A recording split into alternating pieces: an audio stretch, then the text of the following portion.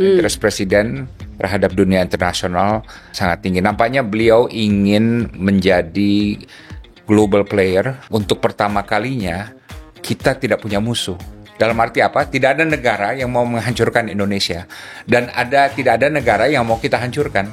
Bisa nggak Indonesia berperan membantu sedikit mendinginkan rivalitas antara Amerika dan Tiongkok? Konflik yang paling berdarah di Asia Tenggara itu kan di Kamboja. Pol Pot melakukan genosida, berapa juta orang meninggal. Yang menyelesaikan siapa? Indonesia.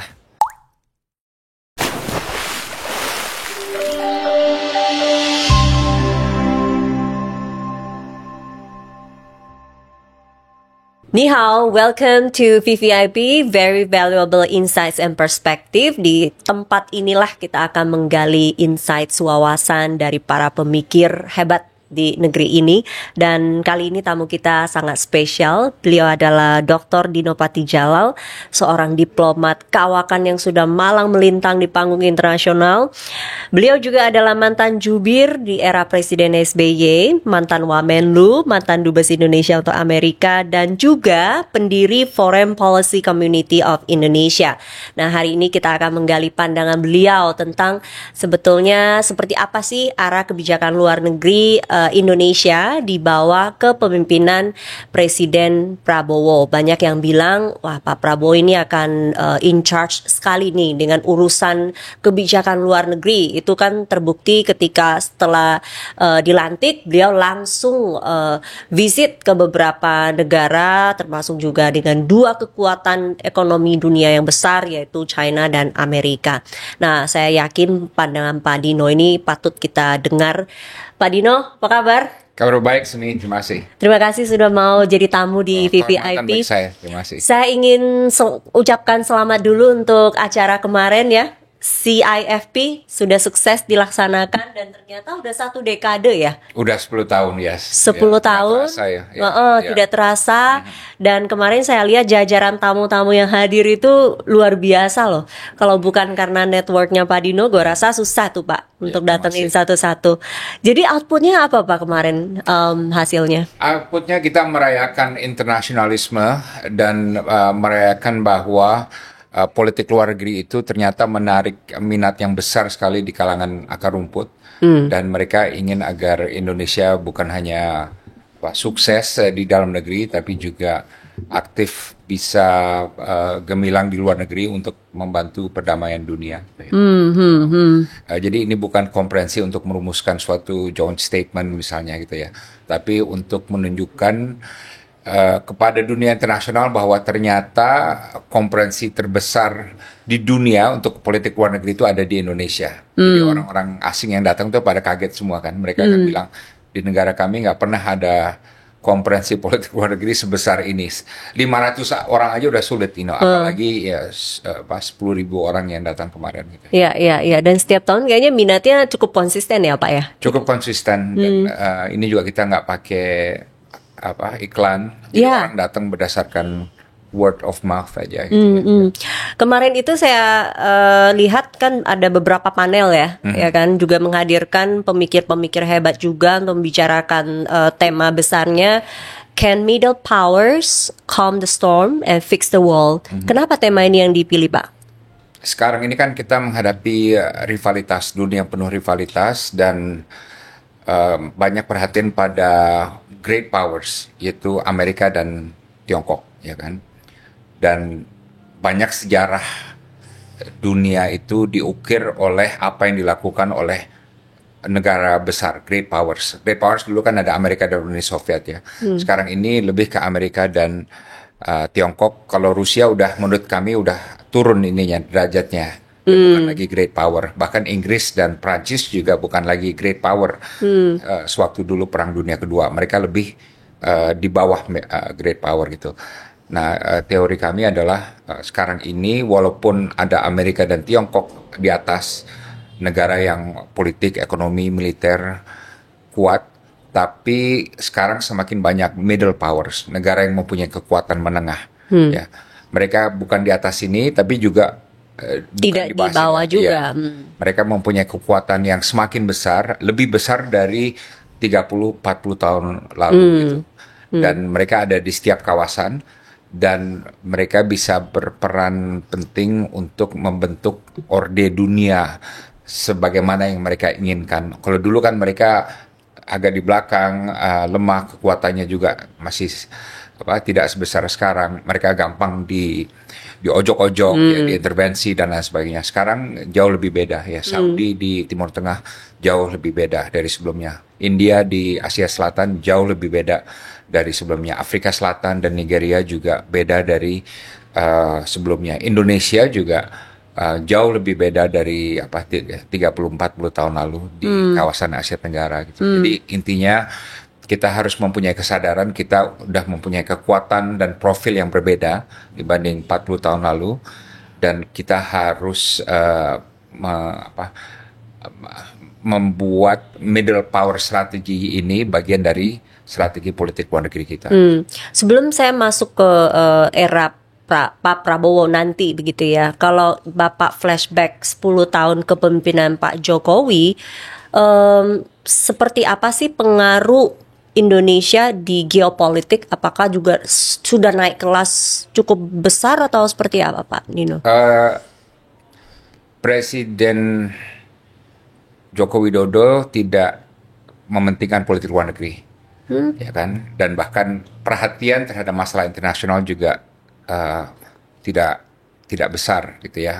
Waktu era term yang pertama itu kita lebih banyak inward looking, masalah dalam negeri yang diurus. Ya, internasional, misalnya diketahui umum bahwa beliau itu tadinya nggak mau hadir di G20, KTT G20, begitu beliau jadi presiden, ya kan.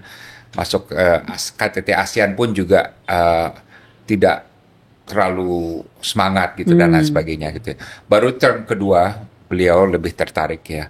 Untungnya ada Retno, ya Retno kan Menlu yang aktif. Ya kan, jadi sangat menolong performance beliau di bidang politik luar negeri dan mungkin milestone-nya adalah ketika Indonesia menjadi ketua dari G20 pada masa yang kritis memang untuk dunia internasional. Di sana kita menunjukkan bahwa kita bisa menjaga keutuhan G20 padahal banyak yang menyaksikan. Ada orang meramalkan G20 itu akan pecah dan runtuh gitu ya. Tapi kita bisa menjaganya dan setelah itu tahun berikutnya kita menjadi ketua ASEAN dan kita juga melakukannya dengan baik gitu ya. Jadi dari segi internasional menurut saya 2-3 tahun terakhir dari pemerintahan Joko Widodo itu reputasi kita naik dan peran kita juga meningkat ya. 3 tahun terakhir kalau menurut saya gitu. Nah itu modal yang diwariskan kepada Presiden Prabowo dan ya kita lihat mudah-mudahan modal ini bisa lebih dimanfaatkan lagi oleh Presiden Prabowo.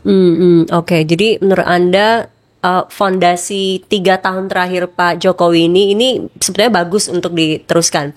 Kalau Pak Prabowo sudah mulai kelihatan belum Pak Dino, ini arah kebijakan luar negerinya akan seperti apa?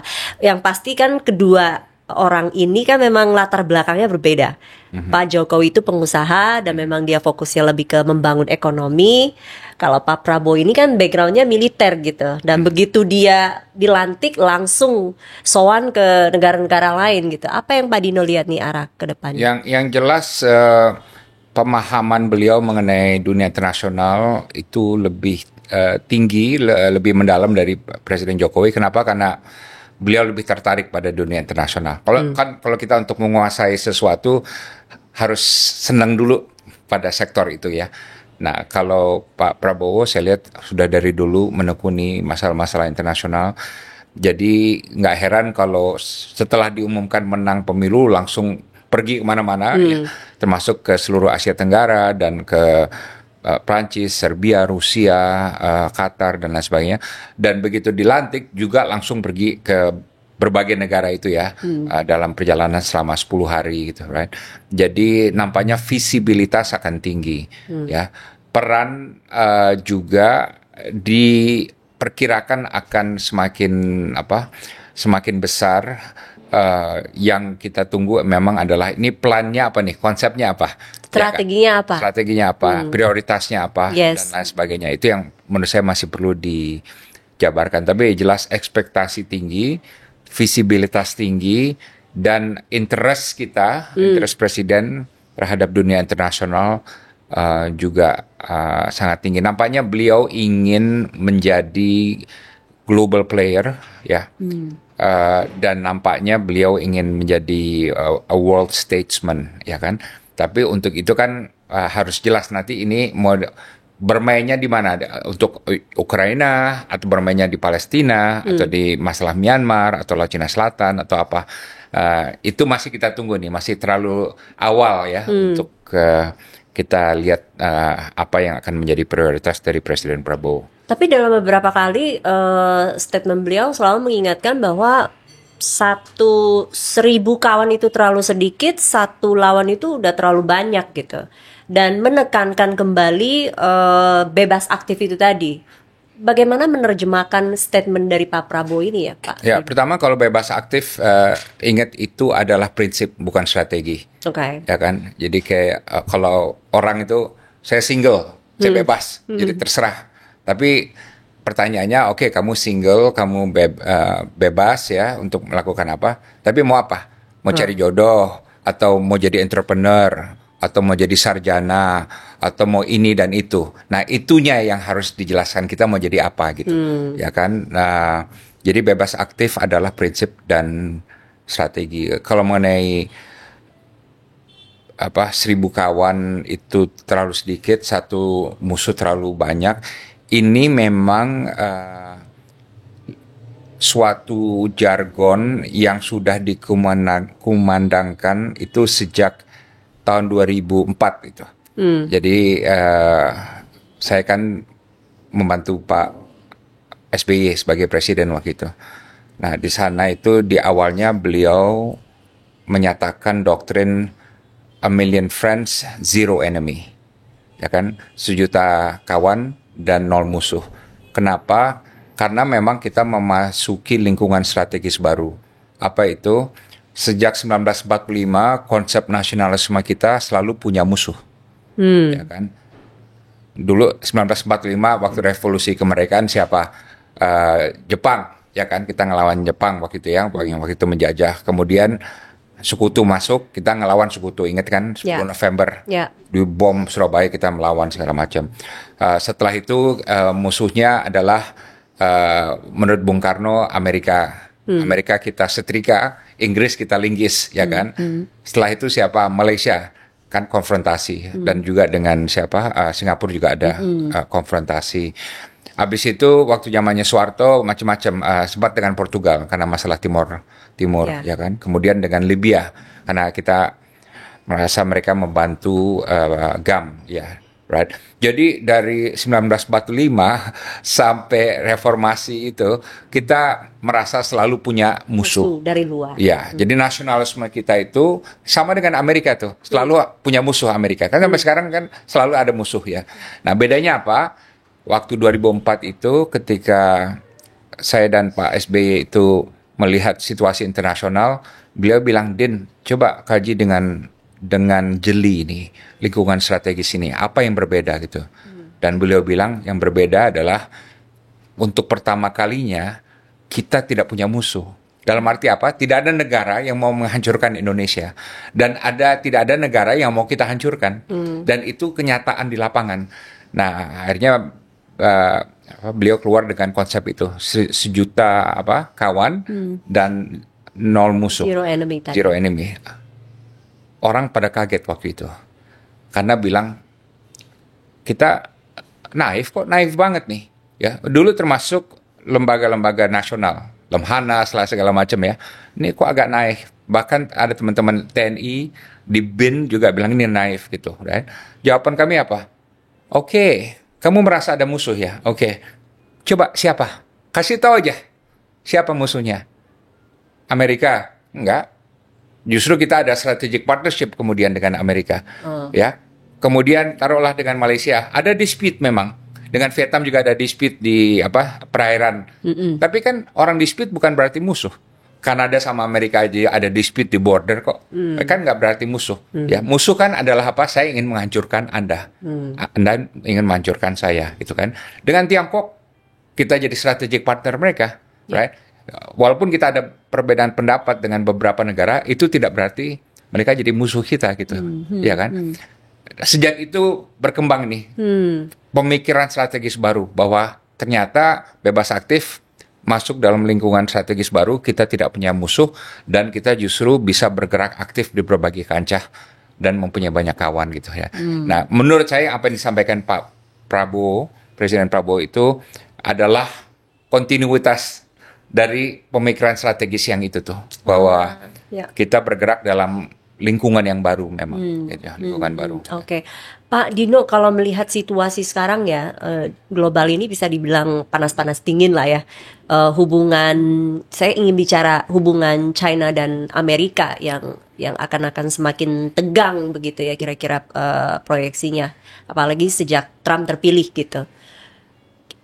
Indonesia harus bersikap seperti apa sih di tengah-tengah ini? Ada tidak risk yang mungkin kita akan hadapi? Ada tidak mungkin opportunity yang bisa kita ambil dari situasi ini? Ya, pertama rivalitas itu ada antara dua raksasa ini, dan rivalitas itu akan ada untuk jangka panjang, paling nggak jangka menengah, ya kan? Mengapa? Karena Amerika merasa yang satu-satunya negara yang bisa mencopot mereka dari primacy itu jagoan dunia, ya kan? Primacy ya, itu istilah orang Amerika sendiri, bukan India, bukan Rusia, bukan Jerman, bukan Jepang, hanya satu, siapa? Tiongkok, yang bisa menggeser Amerika dari berbagai kenomorsatuan mereka, dan ini sudah terjadi di berbagai hal. Misalnya satu hal aja, angkatan laut Tiongkok sekarang lebih besar dari Amerika. Itu orang banyak yang nggak tahu. Dari segi jumlah ya, jumlah kapal gitu ya, lebih banyak. Pasukannya udah ngalahin. Ya, dari segi jumlah kapal. Jumlah kapal. Dari segi kekuatan lain, masih Amerika nomor satu. Anggaran pertahanan ini Amerika masih nomor satu. Tapi dari segi berbagai ukuran keunggulan, misalnya manufacturing power, Tiongkok lebih besar. Trading power, Tiongkok lebih besar. EV, Tiongkok lebih besar. Punya cari aja deh semua ini metrik, sebagian besar Tiongkok udah mulai menggeser Amerika. Berarti Amerika tuh sekarang menganggap pokoknya lawan gue yang paling hebat, yang paling gue harus pushback itu adalah Tiongkok. Ya, sementara Tiongkok juga punya ambisi, walaupun mereka tidak mengakui, ingin menjadi global player. Walaupun mereka sangat hati-hati ngomongnya, ya kan? Mereka ingin menjadi kekuatan yang paling berpengaruh di Asia Tenggara, ya kan? Di Laut Pasifik, di Laut India dan lain sebagainya. Dan mereka merasa yang paling mereka berbenturan itu adalah dengan Amerika dan juga dengan Barat ya. Banyak negara Barat yang sekarang menganggap Tiongkok itu adalah rival mereka. Intinya apa? Ini akan ada terus nih. Mungkin nanti Sumi dan tim udah punya anak 10, masih ada nih rivalitas ini. Nah, bagi kita artinya apa? Satu, kita jangan berpihak. Ya, yang paling penting itu jangan berpihak pada Tiongkok atau Amerika. Kedua juga kita harus menghindari kalau mereka friksi berbenturan, kita jangan kena getahnya. Ya kan? Itu dua. Ketiga, kalaupun ada peluang, mudah-mudahan peluangnya masuk ke kita dalam arti apa? Kan ada istilah decoupling. Jadi perusahaan-perusahaan yang bilang, wah ini karena ribut terus tarifnya tinggi lah, kalau mau produksi di Tiongkok kita cari tempat lain aja. Istilahnya China plus one, gitu kan? Di China kita investasi, tapi plus one cari tempat lain juga gitu. Nah, plus one-nya ternyata selama ini yang menang siapa? Vietnam. Right. Jadi kita harus berusaha agar seharusnya kita dong, gitu, ya kan? Ya. Nah, jadi itu kedua. Nah, ketiga ketiga kita harus berusaha Tiongkok sama Amerika walaupun berseteru, tapi di Asia Tenggara mereka behave. Ya kan? Oke, di Timur Tengah atau di mana kalian bolehlah ini ya, kami di luar kontrol kami. Tapi paling nggak di Asia Tenggara itu mereka behave. Nggak berantem gitu, karena kalau mereka berantem kawasan kacau gitu ya. Dan kemudian berikutnya adalah yang penting seseru apapun rivalitas mereka, hubungan kita dengan mereka tetap semakin meningkat secara bilateral. Ya, dengan Tiongkok aja sekarang kan udah 150 miliar dolar perdagangan kita, ya kan? Kita nggak mau itu terganggu. Bahkan targetnya sekarang 200 miliar ya. Dengan Amerika juga tinggi ya, sekitar 30 miliar ya. Jauh di bawah Tiongkok tapi tetap termasuk tinggi. Dan yang terakhir, nah ini saya nggak tahu bisa atau nggak, bisa nggak Indonesia berperan membantu sedikit mendinginkan rivalitas antara Amerika dan Tiongkok, right? Saya tahu akan orang bilang nggak mungkin, Indonesia terlalu kecil, nggak mungkin ini nggak mungkin ini segala macam. Menurut saya mungkin. Kalau Apa aset kita, Pak? bisa, kalau Modal kita hubungan baik dengan Trump misalnya, Pak Prabowo hubungan baik dengan Xi Jinping, ya kan? Kan bisa aja bilang, tolong dong misalnya ya, tolong dong Ukraina masih perang. Bisa nggak ada jalan, misalnya kalian sama-sama bersikap konstruktif, ya kan, sehingga perang di Ukraina itu jadi lebih bisa terkendali. Kenapa? Karena Putin paling dengar sama Xi Jinping, ya kan. Sementara Zelensky juga paling dengar dengan Amerika karena senjata dan uang dari sana dan lain sebagainya. Itu salah satu contoh aja, ya. Dan atau nggak gini, Presiden Prabowo bilang, Amerika, Trump, gitu. Kamu kan mau ini kasih tarif ke Tiongkok, ya kan? Takutnya apa? Perang tarif, ya kan? Kalau kamu perang tarif sama Tiongkok, bukan hanya kamu yang rugi, karena inflasi akan naik, harga akan naik ya di Amerika, tapi proteksionisme di mana-mana juga akan naik. Dan kalau proteksionisme meninggi di Asia, di Eropa, di Afrika, dan lain sebagainya, kan nggak ada yang untung, semuanya rugi, ya kan? Jadi kamu sebagai teman, tolong dong, be easy with Tiongkok, ya kan? Trump biasanya kalau masuk dari samping, dari hati dipuji atau apa gitu ya, lumayan bisa tembus ya. Bisa, ya kan? Dan Prabowo juga bicara dengan Xi Jinping seperti itu. Intinya apa?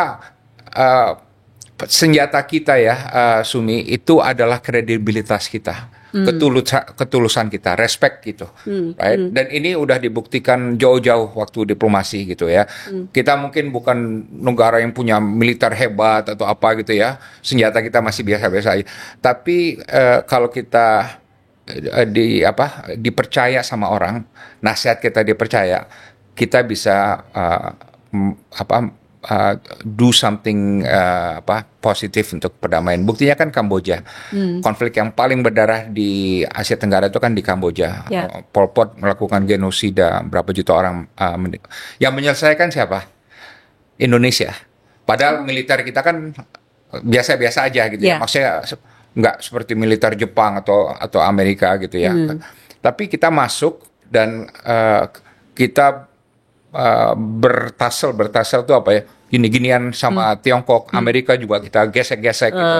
Dan akhirnya terjadi perdamaian. Kita nggak takut sama Tiongkok atau Amerika, mereka justru ngikutin garis kepemimpinan Indonesia untuk menyelesaikan konflik di Kamboja. Intinya bisa, walaupun karena memang udah ada contoh case juga. Exactly. Oke. Bisa. Ya. Dan waktu saya masih ingat Pak Jokowi sempat juga berusaha untuk memediasi nih Ukraina dan Rusia ya. Dia sempat berkunjung ke sana. Saya waktu kritis terhadap itu. Mohon maaf ya Sumi. Coba Pak, saya ingin dengar pandangannya. Karena waktu itu kan saya sempat dibully juga oleh netizen. Karena waktu itu saya bilang kita datang sana harus dengan niat yang serius. Ini orang lagi bunuh-bunuhan nih, ya kan? Nah, tapi waktu itu kita datang ke sana tidak membawa skrip yang jelas, tidak membawa plan yang jelas. Kita waktu presiden juga bilang, saya bawa pesan ini kepada Putin, langsung dibantah oleh Zelensky. Dia bilang nggak ada, saya nggak pernah nitip pesan itu gitu. Dan begitu pulang nggak ada follow up sama sekali. Ya kan? Dan lebih banyak apa? Banyak yang orang bilang ini kunjungan ke Rusia sama Ukraina untuk audiens dalam negeri gitu. Ya kan? Oke. Ya, untuk ditepuk tangani di dalam negeri. Emang banyak dapat tepuk tangan dalam negeri. Tapi apa? Kan saya kan sebagai mantan diplomat, segala upaya perdamaian itu harus dilakukan di belakang layar secara diam, secara low profile, tanpa mengharapkan tepuk tangan. Ya kan? Begitu itu yang kita lakukan, kita akan nggak efektif. Nggak pernah dalam sejarah tuh efek. Kita di Kamboja kan kita lakukan Diam-diam diam-diam semua. gitu, right? Nah, dan apa? Ada tim yang secara permanen ngurusin ini, ya kan? Jadi follow up terus. follow up ya. Jadi gimana? Saya mau kamu damai ya. Nanti saya jadi jodoh tengah. Begitu pulang nggak pernah diam aja, nggak pernah nelpon siapa-siapa. So bukan cuma one show terus Exactly. and then selesai. Nggak pernah dalam Okay. sejarah ada upaya perdamaian yang tidak ada follow up-nya dan tidak ada tim yang kan habis itu kan misalnya serius ya. Ayo kita telepon timnya Zelensky. Okay. Gimana nih? Bisa nggak ini dimajuin? Bisa nggak gencatan senjata? Bisa nggak ini? Bisa nggak ada perundingan minggu depan atau dengan kedua belah pihak? Zero. Tidak ada tim sama sekali, ya kan? Berarti apa? Ini bukan upaya serius. Ini upaya untuk dalam negeri. Dan saya mohon maaf belak-belakan ya Sumi ya. Kan saya kan udah orang biasa gitu ya. Tapi kalau kita mau menengahi suatu konflik, kita harus melakukannya dengan serius. Karena urusan nyawa orang, ya kan? Ini kan orang banyak yang meninggal gitu dan lain sebagainya gitu. Jadi intinya itu aja. Jadi saya tidak merasakan itu sebagai upaya serius. Ya, oke. Ya. Oke. Lebih untuk dalam negeri gitu. Oke. Pak, Ya. kalau lihat sekarang kan kondisi geopolitik banyak gitu ya permasalahannya, Amerika, China, Ukraina, Rusia, kemudian juga Palestina, ya kan? Myanmar, masih banyak begitu ya. Belum kita bicara krisis pangan global dan lain-lain. Kalau Bapak bisa kasih masukan gitu, apa yang seharusnya jadi priority kita untuk get involved more gitu dalam hal-hal geopolitik ini? Ya, yang pertama jangan semuanya. Kita nggak punya kapasitas. Kenapa Amerika aja negara yang besar nggak bisa berada di semua lini menyelesaikan semua masalah gitu ya. Tapi mungkin ada celah-celah yang bisa kita bermain ya. Kalau untuk Palestina itu udah rame. Kita selalu bermain di lini kedua. Kenapa? Yang bermain di lini satu itu Arab Saudi, ya kan? Amerika jelas, ya kan? Qatar, dia ada hubungan dengan Hamas, ya. Mesir dan Jordan. Kita masuk ke dalam lini yang pertama itu susah, ya. Jadi apa yang dijanjikan oleh Pak Presiden itu saya kira udah baik dan sudah maksimal juga, ya, bahwa kalau ada perdamaian di Gaza, kita bisa kirim pasukan perdamaian kita, right? Tapi untuk itu kan harus ada dukungan PBB, karena kita hanya bisa ngirim pasukan kalau ada resolusi PBB. Kalau itu pasukan PBB, tapi kalau hanya pasukan kita aja, kita secara konstitusional tidak bisa gitu ya. Jadi kalau Palestina kita bermain di lini 2, tapi juga masih bisa membantu menurut saya. Ukraina pun bisa tuh sebetulnya, Sumi. Ya, kenapa? Karena Rusia percaya sama kita. Zelensky, Ukraina juga percaya sama kita, ya kan? Kan proposal perjanjian perdamaian yang disponsori oleh Swiss itu ditolak oleh Rusia, walaupun diterima oleh Zelensky. Intinya antara Rusia dan Ukraina sampai sekarang belum ada titik temu. Kan Indonesia bisa masuk di sana menggait Tiongkok menurut saya, ya kan? Sama menggait Turki, ya kan? Turki kan anggota NATO, punya akses ke Rusia, sama punya akses ke Barat gitu. Jadi kalau Indonesia, Pak Prabowo mengajak Turki dan Tiongkok, bahkan mungkin India juga, ya bertiga atau berempat, untuk bilang, hey, kita bisa jadi interlokutor, ya, antara Rusia dan Ukraina. Peluang itu ada, tapi harus dimainkan dan harus serius. Tadi saya bilang, bukan hanya iseng-iseng gitu, ya kan? Harus serius dan harus berani ambil resiko, harus berani lobby, harus berani telepon kiri kanan dan lain sebagainya gitu. Peluang lain, bukan peluang sih, tantangan yang harus dihadapi adalah Myanmar. Tahu nggak kenapa? Myanmar di kawasan kita. Ya.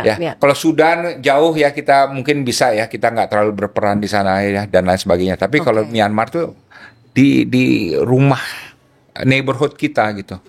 Dan ada peluang di sana karena negara lain menyerahkan pada ASEAN. Ya kan? Mereka bilang kami nggak mau ikut campur terlalu dalam, tapi biar ASEAN yang maju. Nah, siapa kalau di ASEAN? menurut saya Pak Prabowo ada peluang gitu ya di sana itu. Oke, Pak Dino, dari tadi Pak Dino selalu bilang tentang kalau kebijakan politik luar negeri, soal negosiasi, lobby itu kan trust ya, trust kredibilitas sebuah negara itu apakah suaramu akan didengar atau tidak gitu. Kalau kemarin saya sempat dengar pidato Pak Dino di acara kemarin itu, negara yang paling dipercaya menurut survei, paling di-trust itu Jepang, betul? Menurut survei kita ya. Why Jepang, dan apa yang bisa kita pelajari dari Jepang untuk? It's good question. Kalau menurut saya pertama Jepang, ingat dulu kita 1970-an itu kan semangat anti Jepang tinggi karena ada malari, ya kan, mobil-mobil Jepang dibakar dan lain sebagainya. Karena dianggap Jepang melakukan kebijakan ekonomi yang tidak adil atau tidak membantu rakyat kecil di Indonesia, mungkin something like that lah gitu ya. Tapi kemudian Jepang membuktikan diri, investasi mereka good investment ya. Misalnya apa? Kalau saya dulu pernah actually dengan Mitsubishi ya kan, bantu Mitsubishi. Saya datang ke kantornya dia, ternyata ribuan orang yang kerja sana ya kan, banyak mobil yang diproduksi segala macam. Orang Jepangnya hanya segelintir, ya kan. Sebagian besar orang Indonesia. Ya, jadi mereka bilang kami ingin investasi tapi manfaat lebih besar untuk pekerja Indonesia gitu kan ya. Dan juga mereka reliable. Jadi waktu ada krismon, orang Jepang tetap ada di sini. Ya. Dan kita lihat juga Jepang nggak agresif dan tidak interventionist. Kita kan paling nggak suka sama orang asing yang interventionist ya. Kalau Jepang nggak gitu, right? Dan goodwill-nya kerasa setelah berpuluh-puluh tahun, terasa bahwa goodwill Jepang itu benar-benar tulus terhadap Indonesia gitu, right? Mungkin hal-hal seperti ini yang membuat Jepang itu diapresiasi oleh rakyat kita gitu, right? Kalau kita lihat Amerika kan masih up and down image-nya gitu kan, right? Kalau China gimana, Pak? Kalau China dalam survei kita publik semakin meyakini mereka negara yang paling consequential, paling impactful. Jadi intinya apa? Negara yang kalau mereka lakukan apa dampaknya paling besar ke kita gitu, ya kan? Itu tidak berarti trust mereka terhadap mereka tinggi. Tidak inline, ya, bahkan dalam survei kita mistrust terhadap Tiongkok sama Amerika itu relatif sama. Ya, tapi Tiongkok dipandang negara yang secara ekonomi lebih berarti bagi Indonesia. Ya kan. Untuk urusan strategis masih belum optimal, masih belum setinggi Jepang. Mungkin karena masalah di Laut Cina Selatan atau lain sebagainya. Dan kan masih ada masalah mengenai buruh Tiongkok yang ada di Indonesia. Ya. Yang kita juga karena banyak diliput, jadi mempengaruhi persepsi publik terhadap Tiongkok gitu. Tapi yang jelas ada perubahan persepsi. Ingat ya, dulu kan kita dengan Tiongkok jelek sekali persepsinya. Ya kan, setelah 1965 gitu kan, dan hubungan diplomatik kan dibekukan. Tapi sekarang Tiongkok menjadi negara yang paling dekat dengan Indonesia, right? Dan paling tinggi dampak ekonominya dan paling tinggi hubungan ekonominya. Dari segi perdagangan, dari segi investasi, dari segi pariwisata, teknologi pun gitu. Bahkan waktu ada COVID dulu kan negara paling pertama yang menawarkan vaksin dan membuat pabrik vaksin di Indonesia kan adalah Tiongkok gitu ya.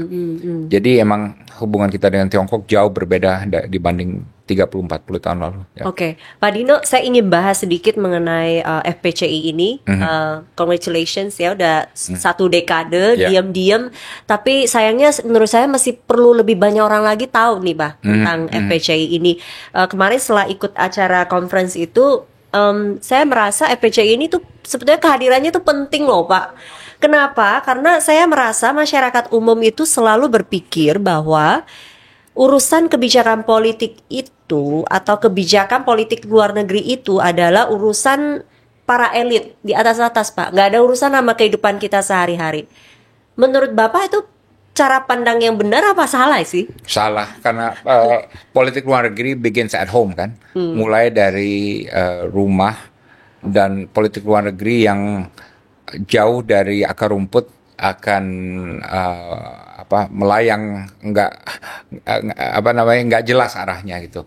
Jadi menurut saya ini juga penting karena kan ada tren populisme di mana-mana, di Eropa, di Amerika. Yang membuat si Trump menang tuh apa? Populisme, ya kan? Dalam pemilu di Eropa kemarin juga yang menang tuh gejala-gejala populisme. Di Asia Tenggara juga begitu, right?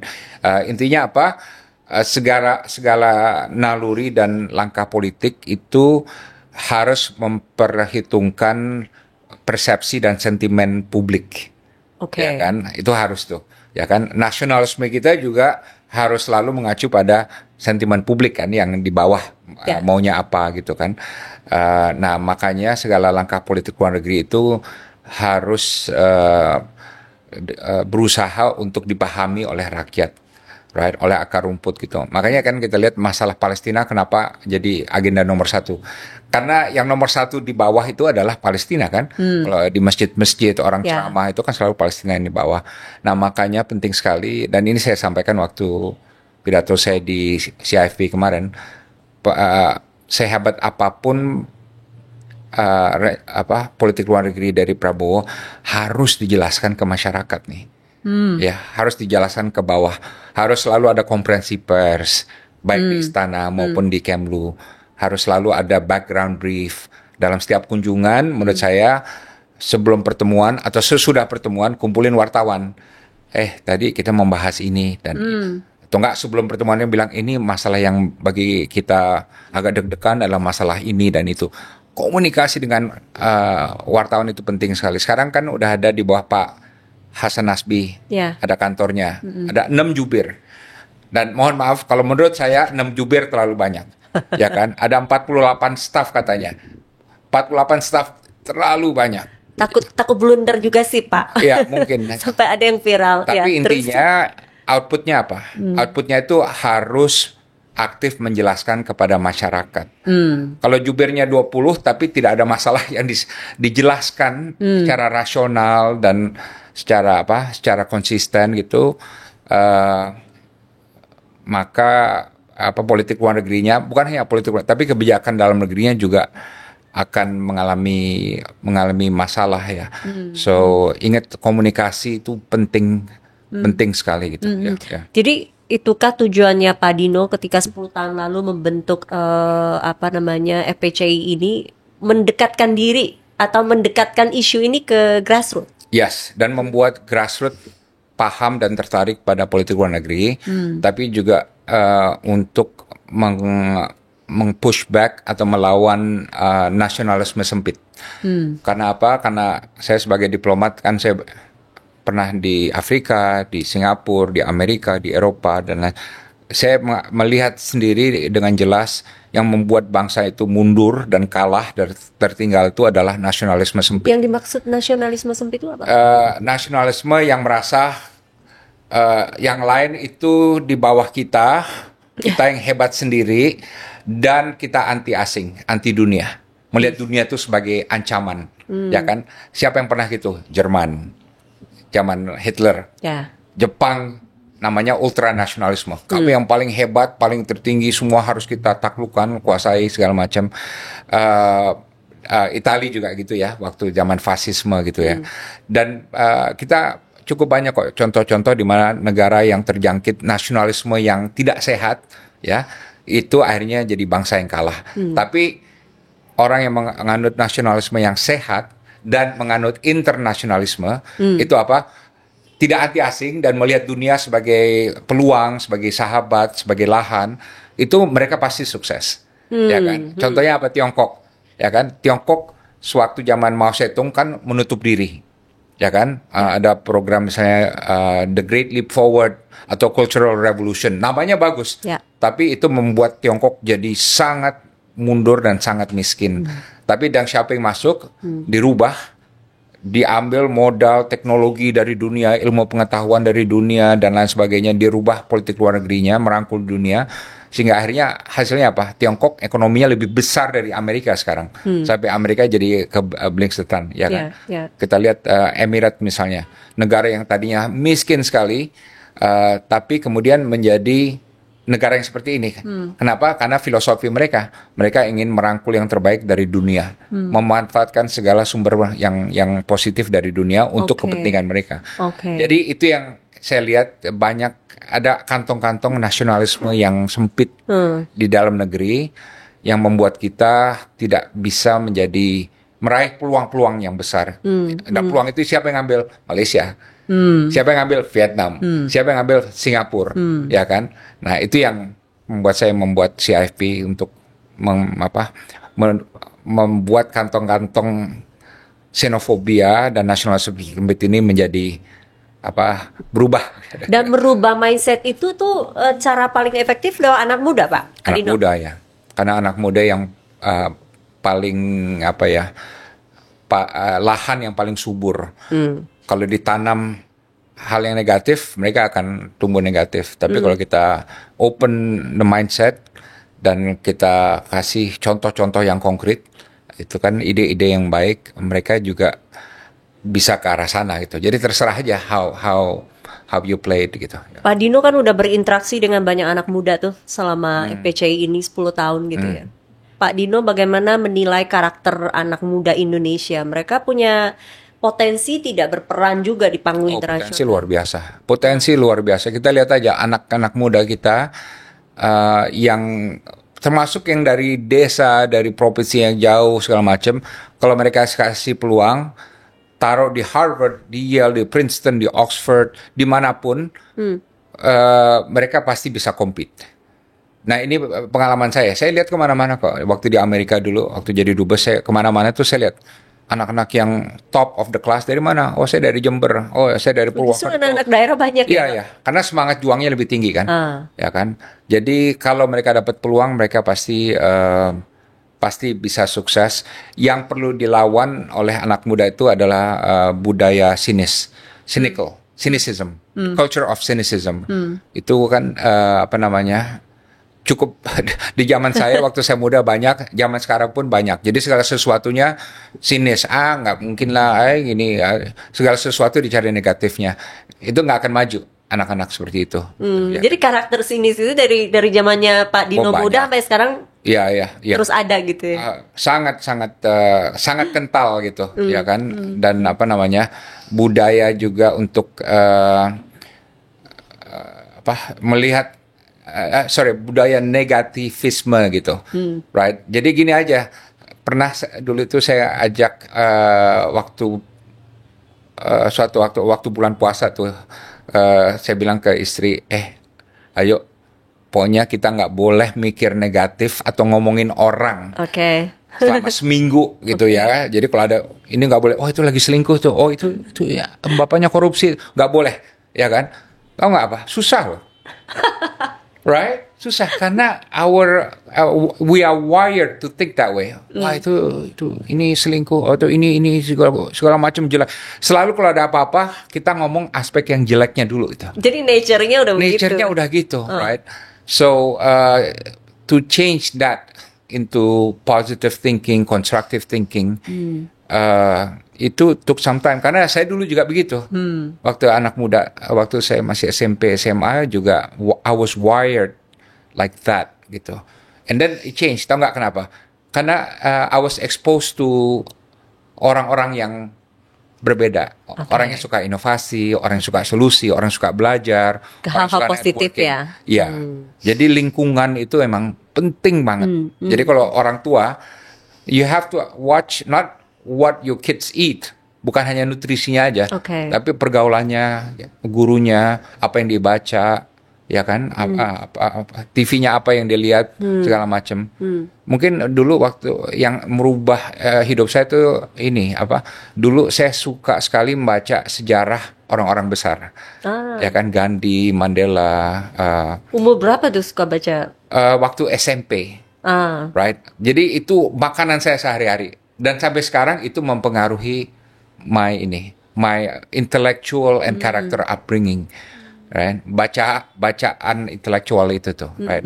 So make sure your kids itu they read the right things gitu. Itu pengaruh dari ayah. Sebentar, ini Pak Dino, sebetulnya ayah ini juga diplomat Indonesia ternama ya. Beliau juga adalah pakar hukum laut internasional ya. Banyak karya-karyanya bisa dicek. Nama lengkap apa? Hashim Jalal. Ya. Nah, coba di Google. Saya yakin anak muda sekarang udah gak baca sejarah nih Pak Dino ya. Jadi boleh di Google cari tahu.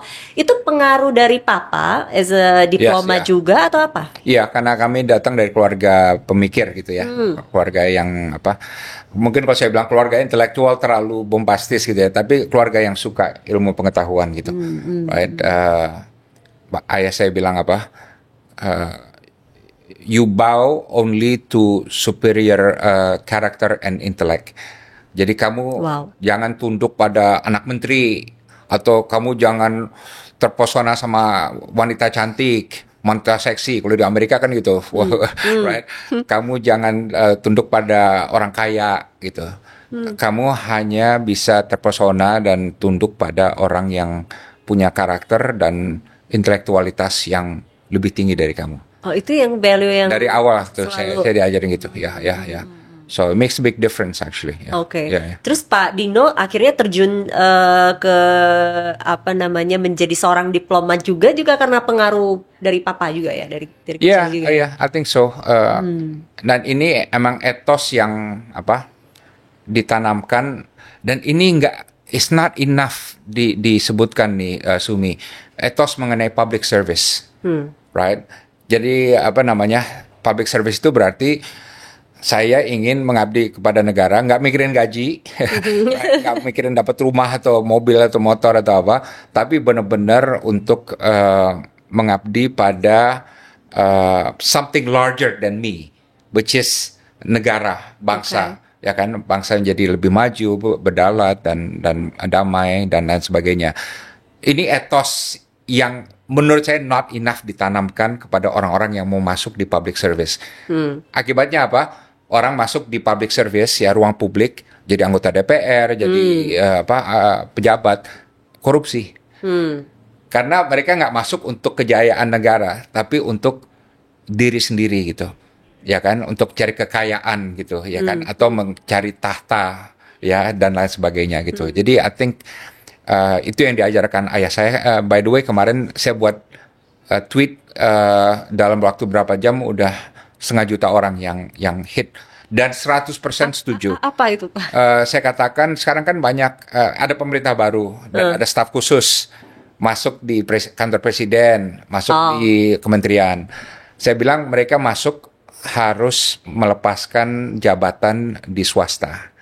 Nggak bisa mereka kerja di kantor ini kemudian kerja di kementerian sebagai staf khusus, karena kan bisa masuk peluang korupsi kan, konflik kepentingan, interest, ya. Dan itu suatu hal yang sangat wajar gitu ya. Tapi somehow banyak publik yang bilang Pak Dino itu naif, nggak akan terjadi. Kami dukung tapi nggak akan terjadi dan lain sebagainya. Tapi mudah-mudahan bisa didengar oleh istana dan pemerintah. Harus jaga tuh semua staf khusus harus dicek. Kamu nggak boleh kerja di perusahaan A B C D gitu, karena PNS juga nggak boleh gitu. Pegawai kan mereka akan merasa nggak fair dong. Kami nggak boleh kerja di swasta kok ini boleh dua kaki gitu. Iya, exactly gitu. Ya kan? Ya kan. So jadi ini harus diperhatikan dan mohon maaf sekali Sumi, di DPR juga harus gitu. Mohon maaf sekali ya. Apalagi Pak? Di DPR karena mereka yang membuat undang-undang. Nah, harus dicek ini mereka emang 100% digaji DPR dan tidak ada kegiatan lain di swasta, ya kan? Misalnya aja dia di komisi energi, tapi dia punya perusahaan minyak, kan nggak boleh dong? Iya dong, kok kan? terus dong? Kan ini kan common sense aja kan? Ya, tapi masih banyak yang begitu. Ya kan, dan lolos dari perhatian publik, ya kan. Jadi mudah-mudahan ini bisa diperbaiki oleh kita semua. Oleh kita semua dan oleh pemerintah yang duduk di sana lah pokoknya ya. Yang setuju sama ide ini, tweetnya Pak Dino silakan komen di bawah kolom komentar, ditambah lagi. Oke, Pak Dino, ini pertanyaan terakhir, sebenarnya pertanyaan dari personal saya gitu ya, sama tim selalu ngobrol gitu, karena tim tuh memang sering ketemu orang-orang Kemlu sebetulnya. Dan dia selalu bilang, dan saya setuju sekali. Kenapa ya? Kalau lihat diplomat itu, the way they present themselves sangat berbeda loh. Dibandingkan, mohon maaf ini bukan membandingkan atau apapun, ini opini pribadi gitu ya. They look so different. You know what I mean, right? Yeah. Like kelasnya beda, mohon maaf gitu. Wah ya Pak Dino, saya selalu sama tim discuss apa, karena mereka udah ketemu banyak orang di luar sana gitu, diskusi apa, so they see a lot gitu. Dan ininya memang wawasannya terbuka gitu. I don't know, Pak Dino, maybe you can answer this. Iya, well, I agree karena saya juga lahir dalam keluarga diplomat, dan orang diplomat itu kan kalau mau survive atau mau perform di luar, mereka harus tampil in a certain way. Pertama, mereka nggak boleh kampungan dong, ya kan? Pakaian harus bagus, ya kan? Bukan mewah tapi representable gitu ya. Kemudian mereka harus tahu tata krama internasional. Apa artinya? Kalau saya nggak tahu tata krama internasional, saya nggak akan mungkin dapat temen, atau orang nggak mungkin suka sama saya. Sementara modal saya adalah people liking me and trusting me, sehingga saya bisa dapat informasi, saya bisa melobi dan lain sebagainya. Dan ini juga saya banyak melihat nih, Sumi, waktu saya jadi duta besar di Amerika, saya sering arrange meeting dari pejabat daerah, misalnya mau ketemu congressman atau senator atau apalah gitu ya. Saya ngatur.